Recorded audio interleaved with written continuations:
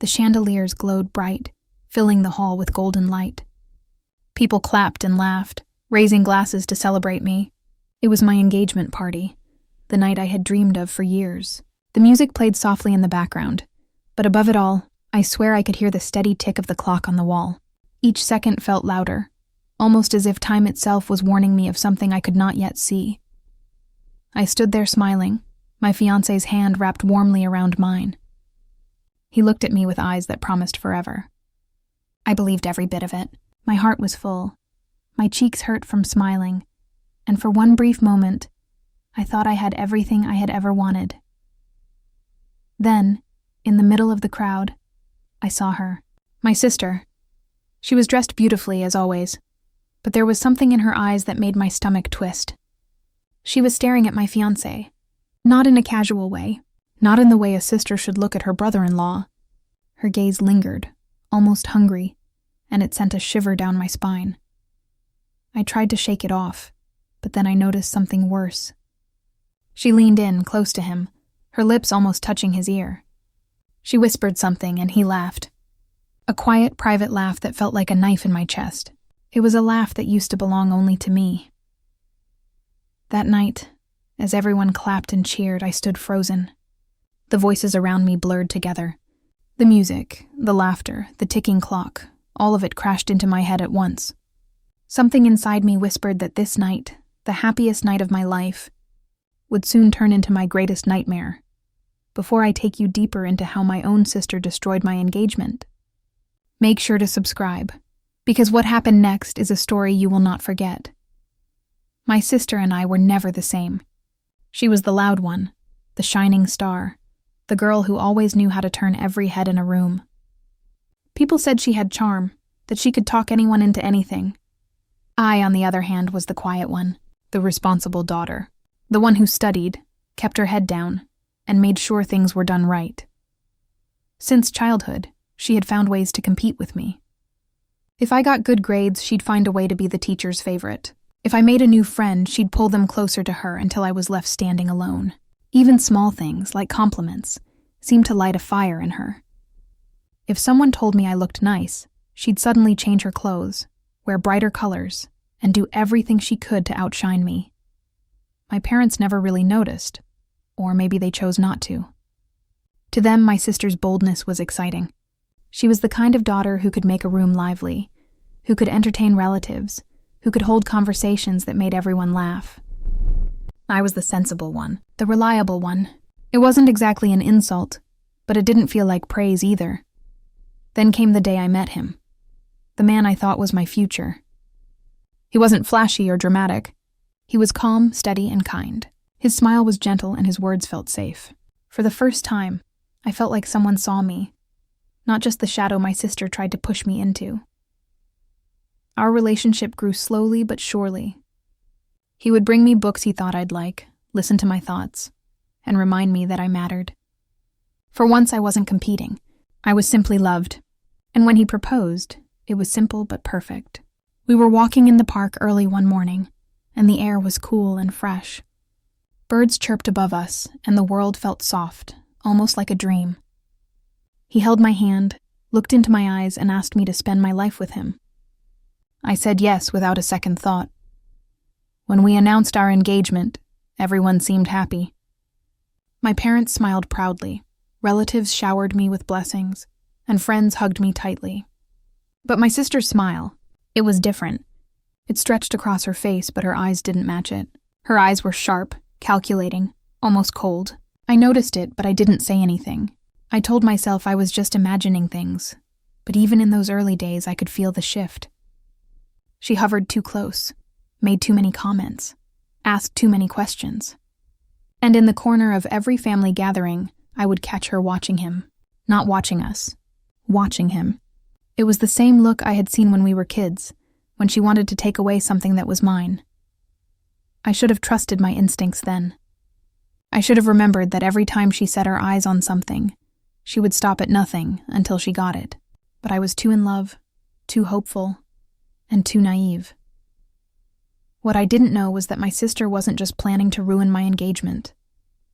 She was planning to take my life apart, piece by piece, until nothing was left for me to hold.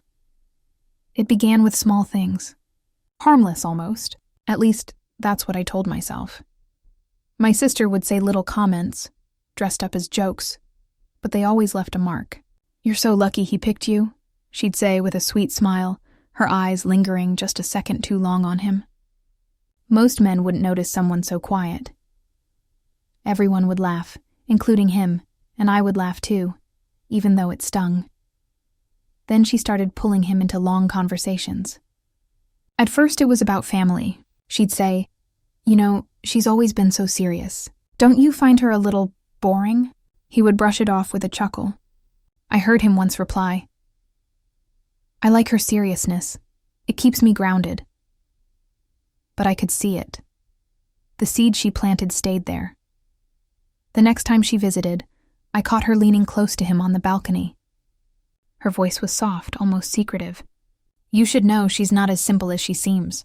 She hides things. Always has." When I stepped outside, they pulled apart quickly. My sister smiled at me, her eyes sharp, while he looked away as if he had been caught doing something wrong. At dinners, she would act like my protector, saying things like, "Don't worry, I'll look out for her. She doesn't always make the smartest choices, you know." She pretended to care for me, but every word made me seem smaller in his eyes. Slowly, I noticed him changing. His texts became shorter. His visits felt colder. The warmth in his voice was fading. He used to call me every night before bed, but soon it became every other night. Then not at all. When I asked him if something was wrong, he shook his head, forcing a smile. "Just busy," he said. But the way he looked at me told a different story. One night, I heard them talking in the living room when I came home earlier than expected. My sister's voice was low, steady. "I just think you deserve to know the truth before you tie yourself to her. She's not the person you think she is. She's complicated." There was a pause, and then his voice, uncertain. "Are you sure?" And her reply, smooth and certain. "Would I lie to you?" I froze in the hallway, my heart pounding in my ears. I wanted to burst in, to shout, to demand she stop, but my legs wouldn't move. My throat closed. Instead, I stood there, listening, as my sister chipped away at the trust between me and the man I loved. After that night, things only got worse. He began questioning me. Small questions at first. "Where were you this afternoon? Who were you talking to on the phone?" I answered honestly, but he always seemed doubtful, as if waiting for me to slip up. His eyes no longer held the easy trust I had once known, and my sister, she never missed a chance to make things worse. When I was in the kitchen, she would slip beside him and murmur, "I just want you to be careful. She hides so much from us. I don't want you to get hurt." Then she'd pull back with a sweet laugh, as if it was all nothing. The ticking of the clock in our house grew louder to me during those days. Every second that passed felt like a countdown, each tick pulling him farther away from me. I would sit in my room at night, listening to the silence, broken only by that sharp, steady sound. Tick, tick, tick. It was the sound of my happiness running out. I tried to hold on. I tried to remind him of our love, to bring back the warmth we once had. But no matter how hard I tried, it was like speaking to someone who was already halfway gone.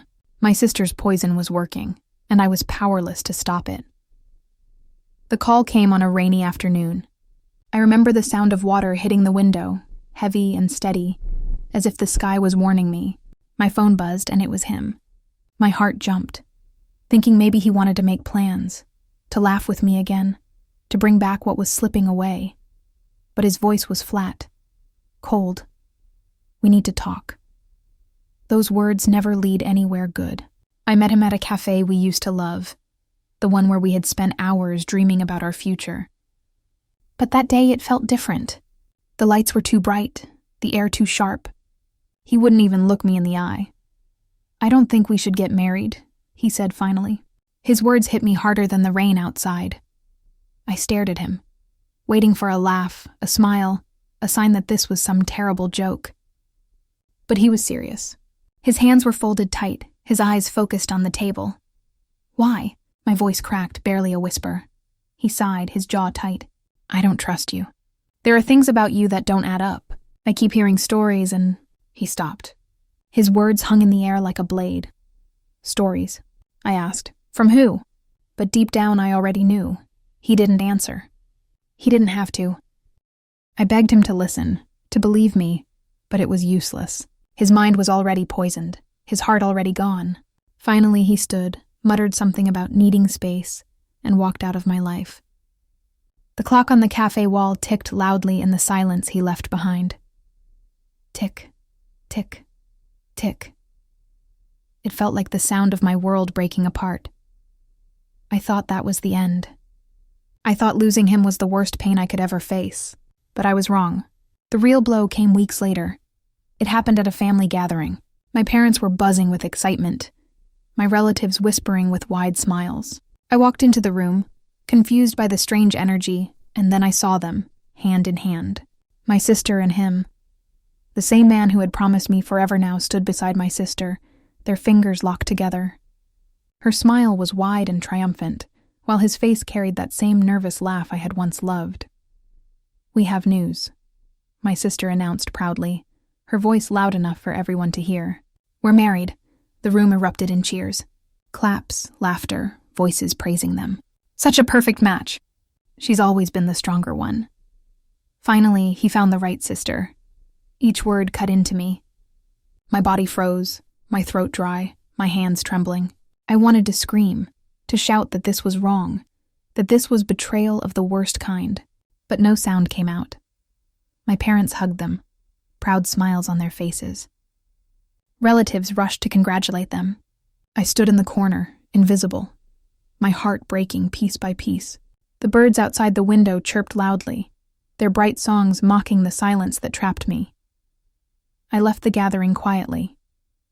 No one noticed. No one cared. The weeks that followed were torture. My sister became not just his wife, but his partner in everything. She wasn't just celebrating her victory. She was flaunting it. She became his official representative in business, especially in the crediting sector. I heard people say, "She's brilliant with deals. She's the face of his success now." Everywhere I turned, there were reminders of my humiliation. At family dinners, she would casually mention their trips, their plans, their business wins. "Oh, you wouldn't understand," she'd tell me with a smile. "This world is too complicated," relatives whispered behind my back. She lost him because she wasn't good enough. Her sister deserves him more. I pretended to ignore them, but each word was another wound. I carried my pain quietly, like a shadow. Every night, I stared at the empty ring box in my drawer, remembering the day he had slipped the ring onto my finger under the morning sun. Now that memory felt like a cruel joke, but even in my despair, a small spark stayed alive inside me, a whisper in the silence. This isn't over. The days after their wedding blurred together. I lived in silence, my room becoming both a prison and a shield.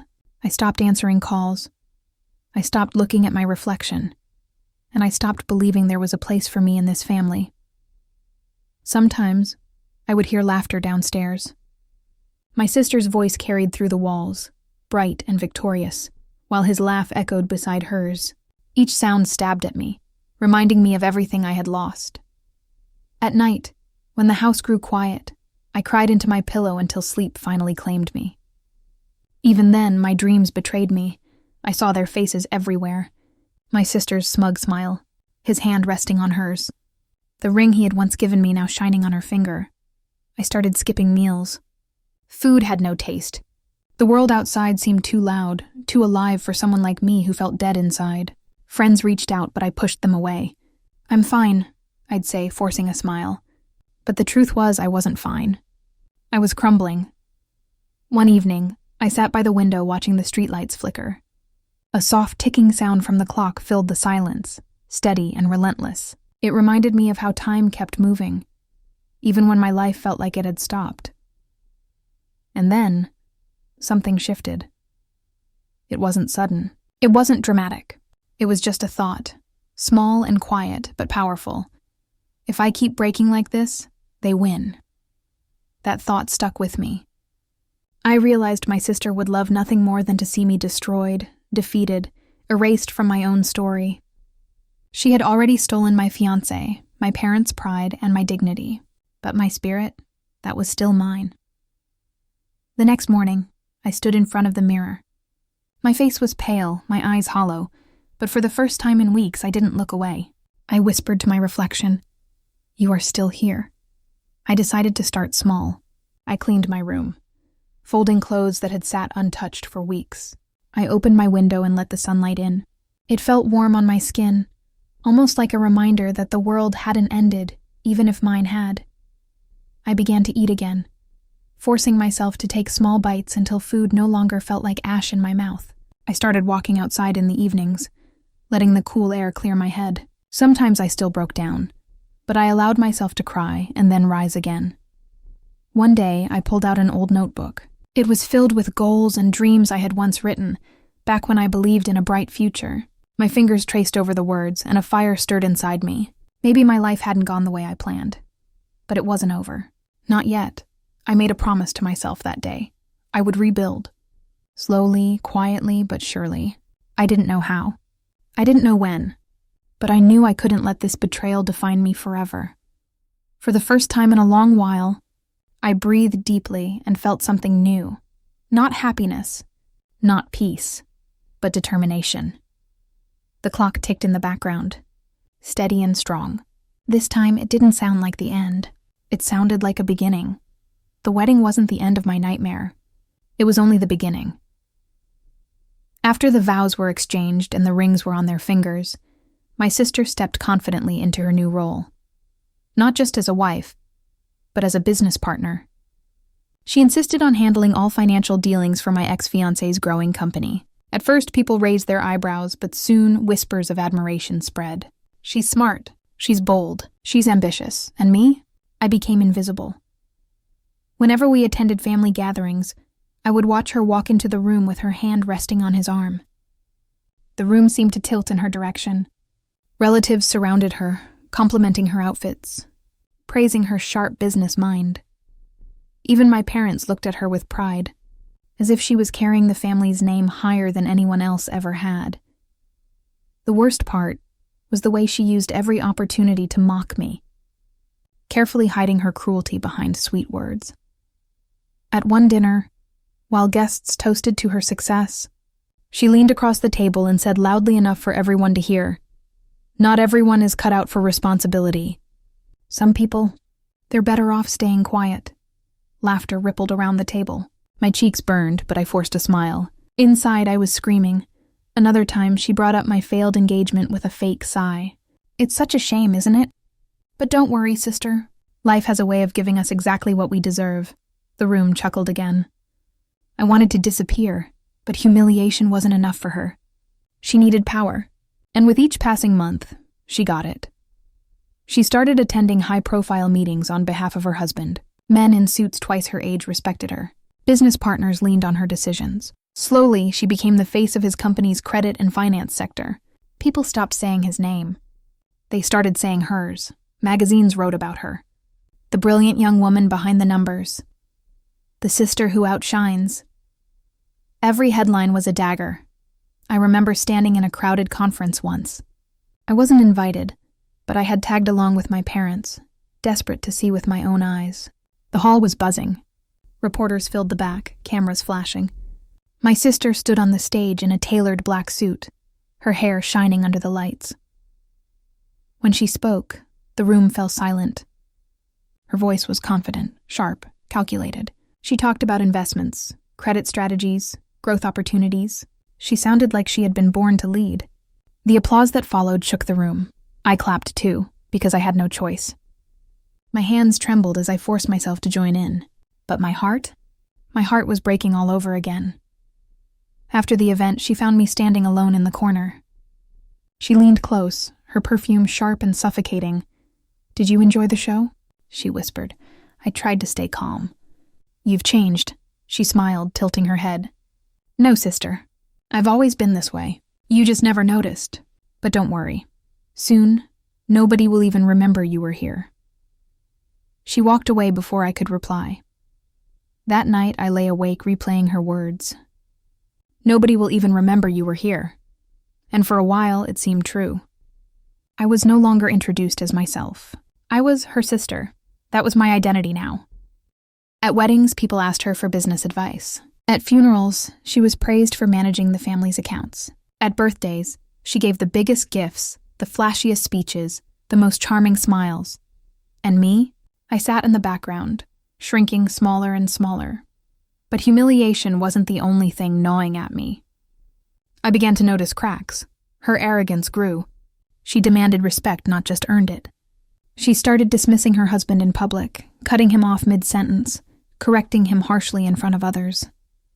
At first, he laughed it off, but I could see the tension building in his eyes. And then there were rumors. Quiet at first, business partners whispering about her controlling style, her risky credit decisions, her hunger for recognition. She brushed it all off, smiling wider, pushing harder. The ticking of the clock in my room grew louder every night. It wasn't mocking me anymore. It was warning me. Something was coming. For now, I stayed silent, swallowing every humiliation. But deep inside, where even she couldn't reach, a spark began to grow. It was faint, but it was there, and soon, she would learn. The sister she thought was broken was not gone. Not yet. It happened one evening, almost by accident. I was sitting in the family lounge when I overheard my sister on the phone. Her voice was sharp, laced with irritation. "I told you already," she snapped. "Approve the credit. I don't care if it's risky. We'll cover it later. Just do it." She ended the call with a loud sigh, not noticing I was in the room. When she finally saw me, she smirked. "Eavesdropping, sister?" she asked. I shook my head quickly, pretending not to care. But inside, my mind was racing. Risky credit? Cover it later? That was the first clue. From that day forward, I started watching her more closely. Every gathering, every conversation, every careless slip of her tongue. She was moving fast, making bold promises, and ignoring the quiet warnings of experienced men around her. She thought she was unstoppable. Meanwhile, her husband had begun to look tired. His smiles were forced. His hands shook during handshakes. I noticed the way he rubbed his temples during dinners, how his eyes followed her, but with something more than admiration now. With worry, I didn't confront him. Not yet. Instead, I listened. I waited. The world outside still treated me as invisible, and for the first time I realized invisibility had power. She never noticed when I walked past. She never thought twice about speaking in front of me. I was a shadow in her empire, and shadows see everything. One night, as I passed by her study, I heard the sound of papers shuffling, a pen tapping rapidly. I peeked through the slightly open door. She sat at her desk, signing documents without even reading them fully, her glass of wine half empty beside her. Her phone buzzed, and she barked into it. "Yes, approve all 3 loans. I don't care about the risk. My name is enough to guarantee it." I slipped away silently, my heart pounding. Piece by piece, her overconfidence was painting a picture. She was overextending credit, gambling with reputation and money. She thought her charm could fix anything. The next day, I made my own quiet move. I visited an old friend of mine who worked at the bank. Casually, I asked about certain names I had overheard my sister mention. He hesitated, but when I pressed, he admitted, "Those accounts, they're shaky. If she keeps pushing credit to them, it could backfire badly." I thanked him, my pulse quickening. The crack in her empire was real. From then on, my despair turned into discipline. I kept notes of everything I heard, every deal she mentioned, every sign of recklessness. At night, when the world slept, I wrote down names, dates, and numbers. The clock ticked steadily beside me, its sound no longer haunting but encouraging, as if reminding me, "Wait, watch. The moment will come." I didn't need to rush. I didn't need to attack. My sister was digging her own grave, one bold move at a time. All I had to do was be patient. And for the first time since my engagement was stolen, I smiled to myself in the dark. Because I knew. Her downfall had already begun. The cracks in her empire widened faster than I expected. Business partners began whispering behind closed doors. The risky credit approvals she had forced through were failing one by one. Money that should have returned in profit disappeared instead. Loans defaulted. And still, she smiled in public, her pride refusing to let anyone see the storm building behind her. But I saw it. Every detail. Every number. Every reckless decision. The final blow came during a large investors' meeting. My sister was dressed in a sleek navy suit, her voice dripping with confidence as she presented charts filled with exaggerated numbers. The audience clapped politely, but I noticed the unease in their eyes. They had questions, and this time they wanted answers, and that was the moment I had been waiting for. When the floor opened for discussion, I stood up. My voice was calm, steady, but it sliced through the room. "Could you explain," I asked, "why 3 of the companies you extended major credit to have already defaulted this quarter? Or why the guarantees you signed personally are now under review?" The room fell silent. My sister's face drained of color. I don't know what you mean," she stammered, her confident mask slipping. I held up the documents I had collected. "The numbers are here. The losses are real, and every single one has your signature on it." Gasps spread through the hall. The investors leaned forward, murmuring to each other. Her husband's face turned red, his jaw tightening as he realized the truth. For the first time, she had no words. No clever laugh, no mocking smile, only silence. Within weeks, her empire collapsed. The investors pulled out. Her husband stripped her of all authority in the company.